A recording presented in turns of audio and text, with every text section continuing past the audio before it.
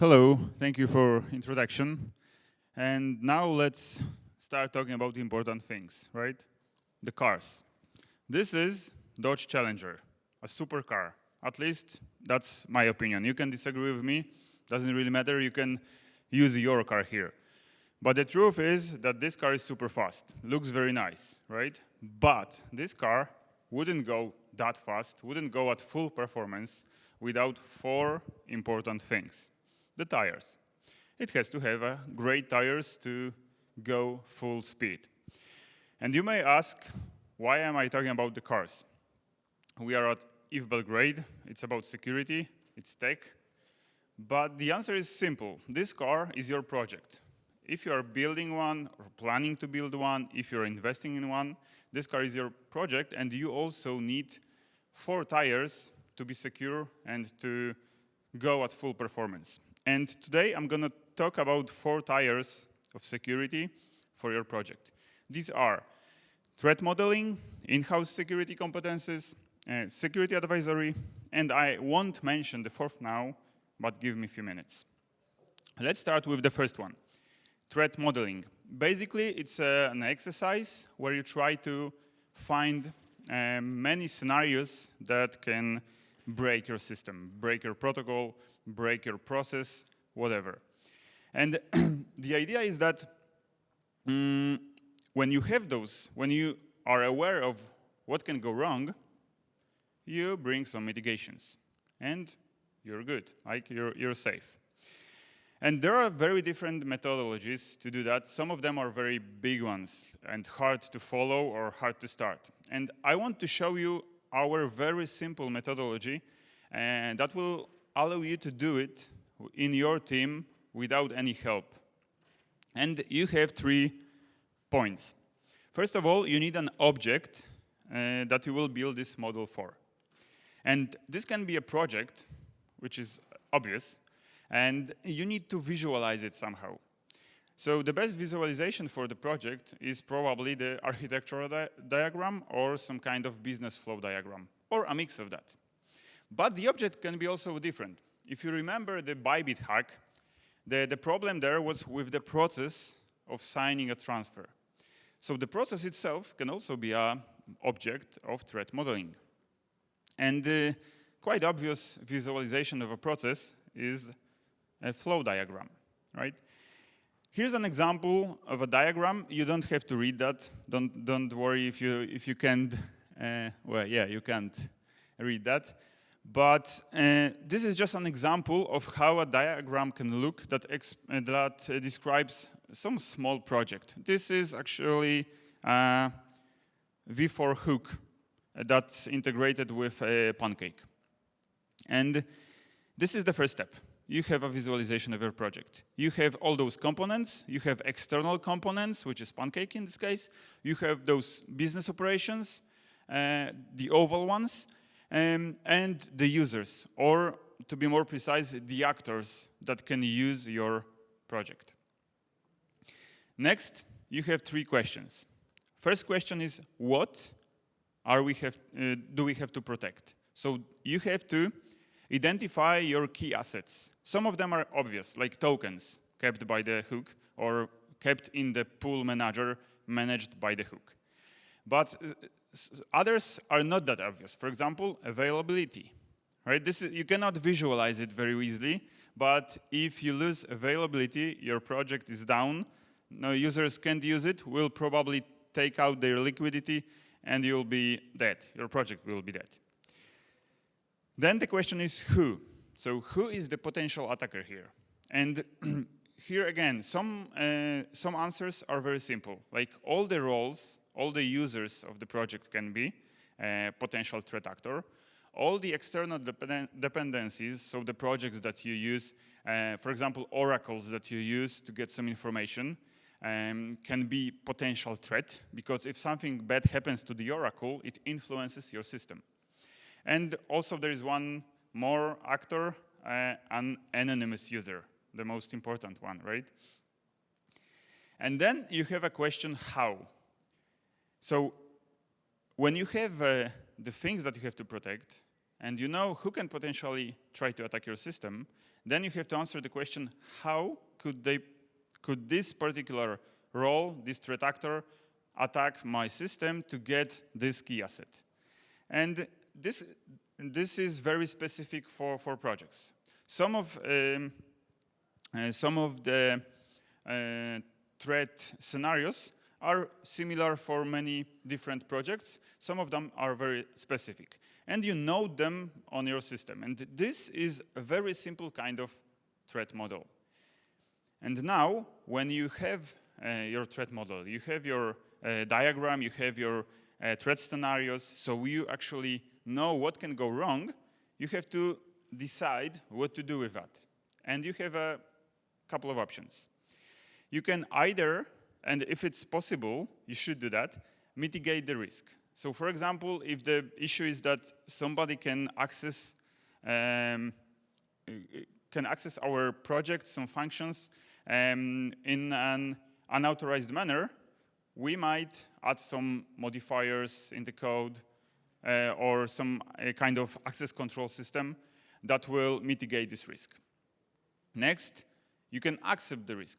For example, at the initial stage of your project, you have a centralized project. You're going to use multisig to configure your project for some time, and then when you grow, you will do a DAO, or you just revoke the ownership and make the project fully permissionless. So you accept some risks at the beginning, the risk of losing a key and losing access to the protocol, for example.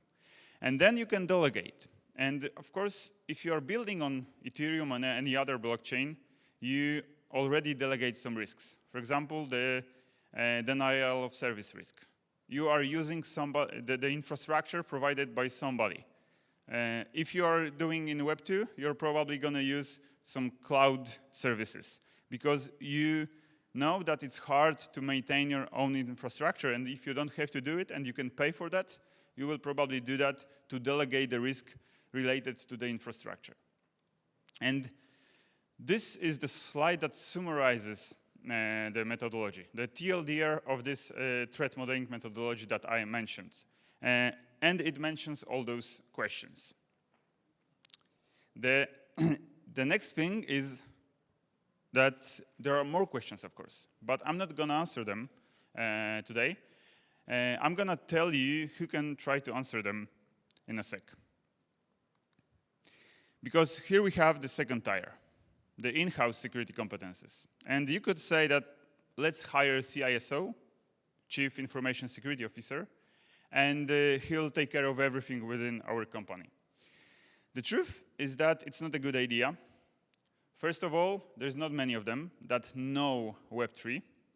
It's going to be super expensive, and they are not up to date with your project. So they will have to spend a lot of time to learn your project, learn your team, go through that. And if you are already growing, it's actually too late. He won't make it. So there are other options. The first option that you should start as soon as possible is this security champion program. The idea here is that you build security competences on the people that you have within your team. So you have to find the best candidate to become a security champion. How to find this person? First of all, you can ask your whole team who likes security, who'd like to do some research in security. And this is the first, and I would say, an enough requirement to start making this person a security champion. And then you have to specify some goals for that person. For example, they can answer all those questions about threat modeling, right? When to do it, what to threat model first, how to do it. I can't remember from the slide. I didn't take the picture of the previous slide, so I can't remember. Go find those slides and tell me what, when, and how we're going to do. But you also have to give them some responsibilities. These people have to have some power and need to deliver something. Of course, they will need some extra time for that. So you can tell your, for example, developer that now you're going to develop 50% of your time and the other 50% is spent on security. And it will pay off in time. Why is it a better option than CISO? First of all, you don't have to hire a new person. Of course, sometimes you have to build a lot. There is a hard development phase, and you don't have time of your people to put in security, but you really should try to find this time. This person will know your product already. So they know how it works, they know people, so they know their organizational security within your company, if it exists, of course. This can be your point of contact in terms of security. So any question, internal from the team or external from, I don't know, some security providers, whoever, maybe some bug bounty, initial internal bug bounty, all those questions will go to that person, and then they will distribute it over the team. And you should treat this person, this security champion, as your to-be CISO, because they will be your CISO at some time, but they need to learn it on your project. Next thing is resources. There is plenty of them in the internet, a lot of are open source, but the problem is that you need to find the best ones. You need to find those that help with your real problems, with the problems that your project has. And how can you find them? First of all, this can be a task for your security champion, right? Then you can try to find it by yourself. And also you can ask your advisor, but I'll come back to that in a sec. Of course, I have a few examples. The first one is Smart Contract Security Verification Standard that we actually created. So I'm based about that. But this is, we try to make it quite easy to use. This is basically a security checklist, but divided into different categories. And you don't have to go through all that. You select those categories that are applicable to your project. For example, if you integrate with tokens, if you're building a token, building a bridge, integrating with bridges, etc. Then there is Solidit, a very nice aggregator of issues and vulnerabilities, coming from different reports, different contests, all at one place that you can filter. And you can, for example, ask your security champion to find the vulnerabilities that have been identified in projects similar to ours. And you can build an internal knowledge base where the first article will be about the common mistakes in the projects like ours. A very specific kind of resource are procedures, especially emergency procedures. They basically answer the question, what do we do now when there is a hack or there is a reported critical bug in your production system, or you lost the key. So you have to know the answer to this question before any of this happens, because if it happens and you don't have the answers, it's too late. If you have a bug, critical, and somebody reported that, your funds are at risk. So there is no time to learn how to do it. You should know that, or at least somebody in your team should have a paper and throw it on the table. Okay, we are at emergency situation, here's what we do. And you don't have to build it from scratch. You can reuse existing ones. This one is from Yearn Finance. Very nice starting point.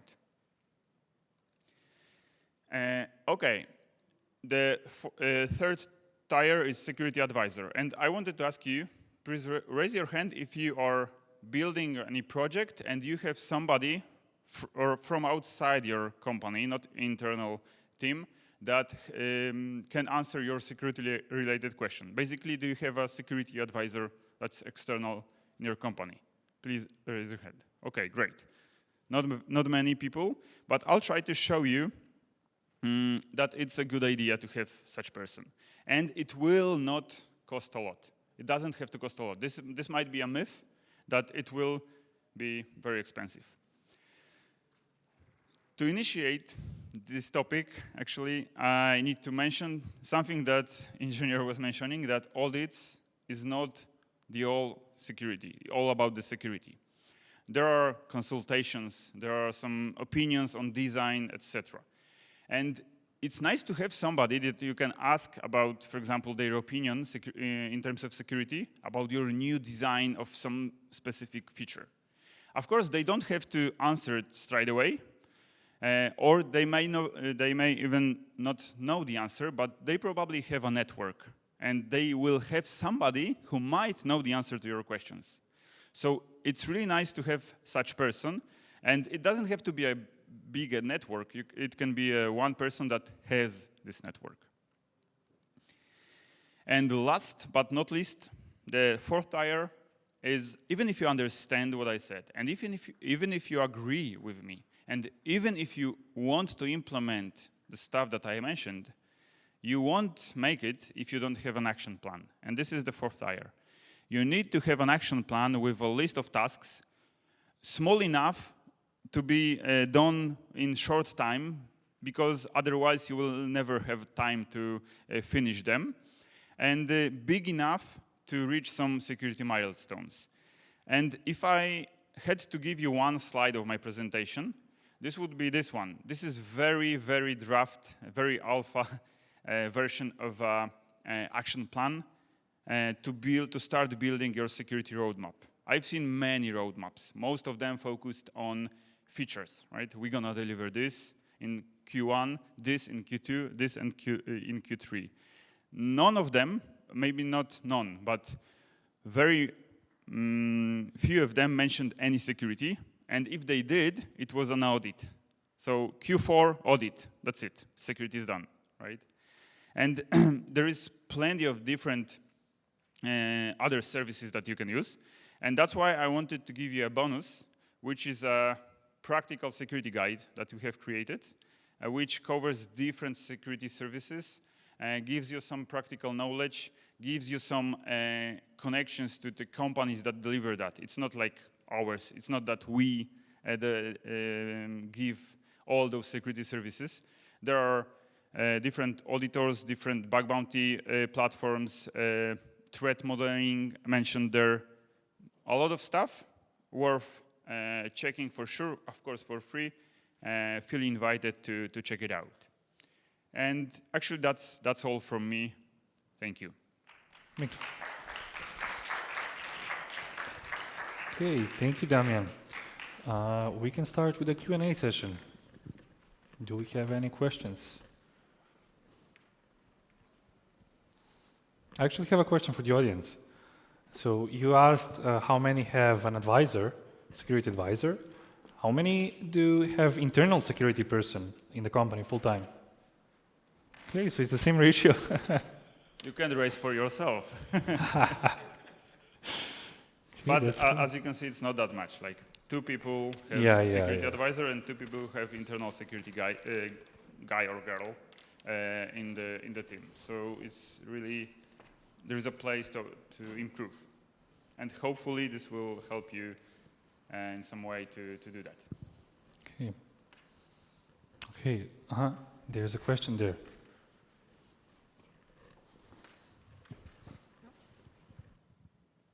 How do you see the trends of this going forward? And do the trends vary between, let's say, a very small company, a very large company, protocol?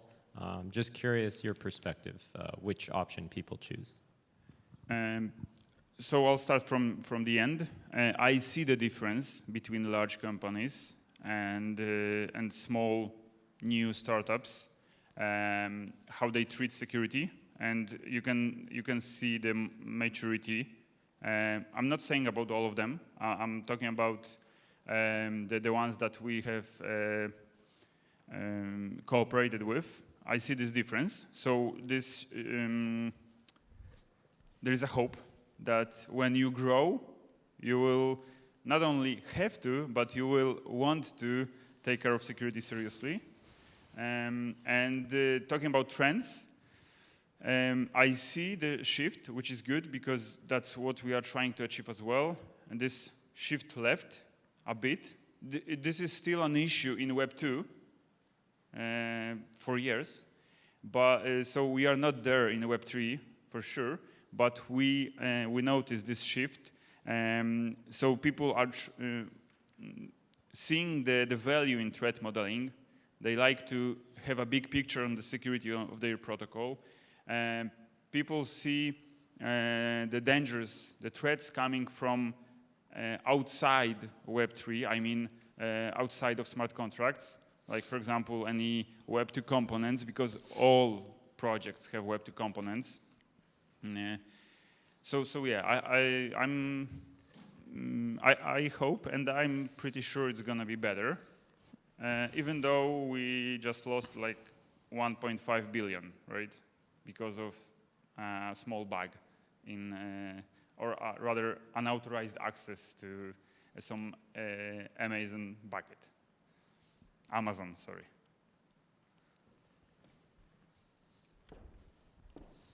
Okay, if that's all, let's please give Damian a big applause. Thank you.